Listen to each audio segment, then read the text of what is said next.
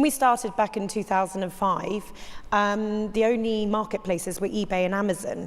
And so we we were creating what was, from my first business, a 24-hour day fair, where the stalls were actually a place online where the public could meet small business, but not really deal with all the issues of meeting small business, which was town halls at the time. We now have 5,000 small businesses, 200,000 products.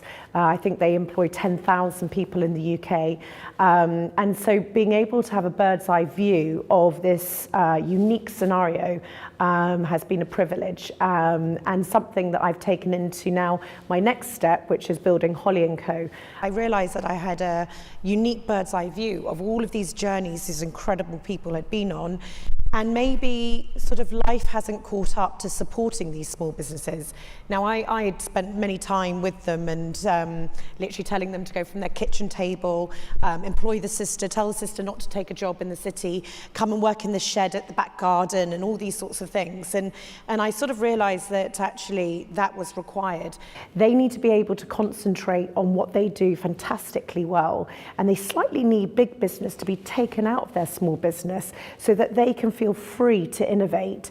Right now there's no one cheerleading them, and so I feel that that's my role, is to cheerlead this movement of small businesses. And I suppose now my next decade is looking at an increasing group of people who are all wanting to work for themselves, have sort of work-life balance, which I would call the good life scenario, and yet no one has written that rule book yet. So I'm hoping, if I can, with my dyslexia, that I can write their rule book going forward. Creativity became the C word when I was building notonthehighstreet.com, because the operations and the nuts and the bolts and everything that you're trying to drive through pushes creativity out. And so what I want to make sure is that small businesses and businesses in general understand that creativity has to be at the heart. So when I see small businesses from that incubating sort of stage, you can just see so much creativity and phenomenal ideas.